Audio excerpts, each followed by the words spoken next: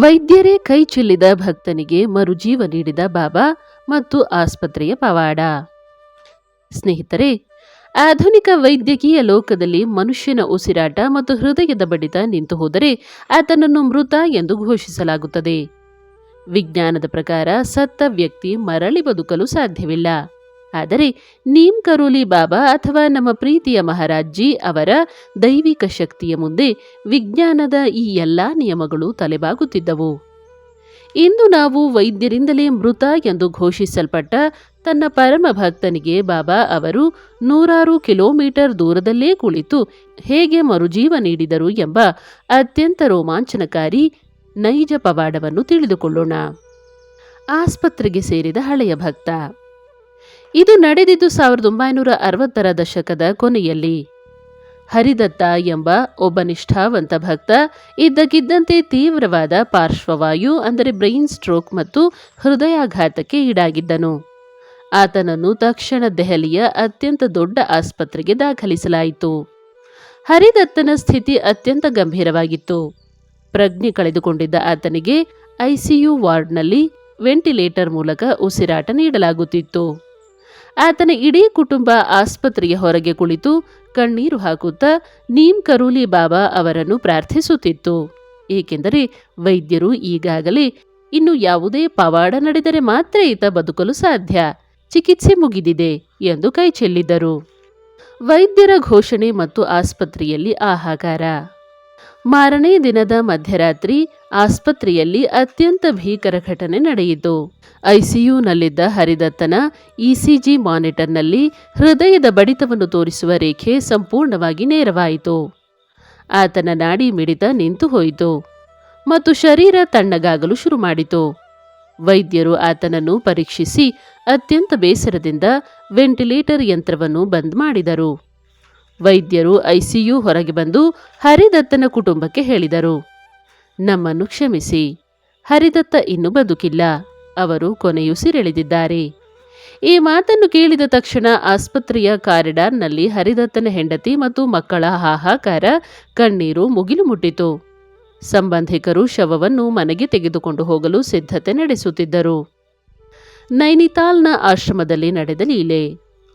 ಆದರೆ ಅದೇ ನಿಖರವಾದ ಸಮಯದಲ್ಲಿ ದೆಹಲಿಯಿಂದ ನೂರಾರು ಕಿಲೋಮೀಟರ್ ದೂರವಿರುವ ನೈನಿತಾಲ್ನ ಕೈಂಚಿ ಧಾಮ ಆಶ್ರಮದಲ್ಲಿ ಒಂದು ಅದ್ಭುತ ಲೀಲೆ ನಡೆಯುತ್ತಿತ್ತು. ಮಧ್ಯರಾತ್ರಿ ಸುಮಾರು 2 ಗಂಟೆಯ ಆ ಸಮಯದಲ್ಲಿ ಬಾಬಾ ಅವರು ತಮ್ಮ ಕೊಠಡಿಯಲ್ಲಿದ್ದರು.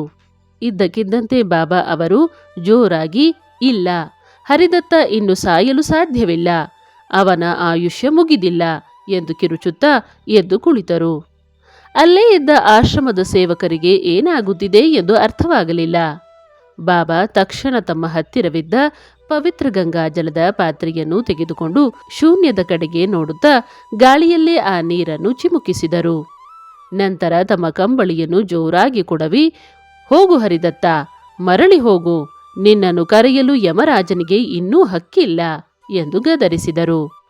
ಬಾಬಾ ಅವರ ಮುಖದಲ್ಲಿ ತೀವ್ರವಾದ ಗಾಂಭೀರ್ಯವಿತ್ತು. ಆಸ್ಪತ್ರೆಯಲ್ಲಿ ನಡೆದ ನಂಬಲಾಗದ ಪವಾಡ. ಈತ ದೆಹಲಿಯ ಆಸ್ಪತ್ರೆಯಲ್ಲಿ ವೈದ್ಯರು ಹರಿದತ್ತನ ಮುಖದ ಮೇಲೆ ಬಿಳಿ ಬಟ್ಟೆಯನ್ನು ಮುಚ್ಚಿ ಐಸಿಯುನಿಂದ ಹೊರಗೆ ತರಲು ಸಿದ್ಧತೆ ಮಾಡುತ್ತಿದ್ದರು. ಆದರೆ ಬಟ್ಟೆ ಮುಚ್ಚಿದ ಕೇವಲ 2 ನಿಮಿಷಗಳಲ್ಲಿ ಅಲ್ಲಿ ನೆರೆದಿದ್ದ ನರ್ಸ್ಗಳು ಜೋರಾಗಿ ಕಿರುಚಿದರು. ಏಕೆಂದರೆ ಬಂದ್ ಆಗಿದ್ದ ಇಸಿಜಿ ಮಾನಿಟರ್ ಯಂತ್ರವು ಯಾವುದೇ ಕರೆಂಟ್ ಇಲ್ಲದಿದ್ದರೂ ತಾನಾಗಿಯೇ ಆನ್ ಆಗಿತ್ತು ಮತ್ತು ನಿಂತು ಹೋಗಿದ್ದ ಹೃದಯದ ಬಡಿತದ ರೇಖೆಗಳು ಮತ್ತೆ ಕಾಣಿಸಿಕೊಳ್ಳಲು ಶುರು ಮಾಡಿದವು. ಬಿಳಿ ಬಟ್ಟೆಯೊಳಗಿನಿಂದ ಹರಿದತ್ತ ಜೋರಾಗಿ ಉಸಿರಾಡುತ್ತಾ ಕಣ್ಣು ಬಿಟ್ಟನು. ಆತ ಎದ್ದು ಕುಳಿತು ತನ್ನ ಮುಖದ ಮೇಲಿದ್ದ ಬಟ್ಟೆಯನ್ನು ಸರಿಸಿ, ನನಗೆ ನೀರು ಕೊಡಿ, ಬಾಬಾ ನನ್ನನ್ನು ಮರಳಿ ಕಳುಹಿಸಿದ್ದಾರೆ ಎಂದನು. ವೈದ್ಯರು ಇದನ್ನು ನೋಡಿ ದಿಗ್ಭ್ರಮೆಗೊಂಡರು. ವೈದ್ಯಕೀಯ ಇತಿಹಾಸದಲ್ಲೇ ಮೃತ ಎಂದು ಘೋಷಿಸಲ್ಪಟ್ಟ ವ್ಯಕ್ತಿ ಮರಳಿ ಬದುಕಿ ಬಂದದ್ದನ್ನು ಕಂಡು ಇಡೀ ಆಸ್ಪತ್ರೆಯ ಸಿಬ್ಬಂದಿ ಆಶ್ಚರ್ಯಚಕಿತರಾದರು.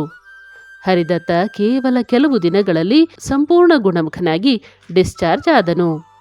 ಗುಣಮುಖನಾದ ಹರಿದತ್ತ ತಕ್ಷಣ ತನ್ನ ಕುಟುಂಬದೊಂದಿಗಿನ ಕೈಂಚಿ ಧಾಮ ಆಶ್ರಮಕ್ಕೆ ಬಾಬಾ ಅವರ ದರ್ಶನಕ್ಕೆ ಬಂದನು.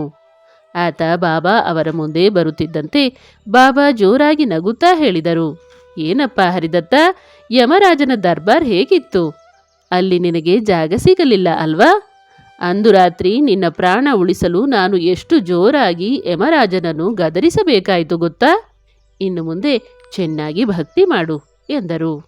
ಆಸ್ಪತ್ರೆಯಲ್ಲಿ ಹರಿದತ್ತನ ಉಸಿರು ಮರಳಿ ಬಂದ ಸಮಯ ಮತ್ತು ಆಶ್ರಮದಲ್ಲಿ ಬಾಬಾ ಅವರು ಕಿರುಚಿದ ಸಮಯ ಎರಡೂ ಒಂದೇ ನಿಖರವಾದ ಮಧ್ಯರಾತ್ರಿ 2 ಗಂಟೆಯಾಗಿತ್ತು ಎಂಬುದನ್ನು ತಿಳಿದಾಗ ಅಲ್ಲಿ ನೆರೆದಿದ್ದ ಎಲ್ಲರ ಭಕ್ತರ ಕಣ್ಣುಗಳಲ್ಲಿ ಆನಂದ ಬಾಷ್ಪ ಹರಿಯಿತು. ಸ್ನೇಹಿತರೆ, ನೀಮ್ ಕರೋಲಿ ಬಾಬಾ ಅವರು ಕೇವಲ ಒಬ್ಬ ಸಾಧುವಾಗಿರಲಿಲ್ಲ.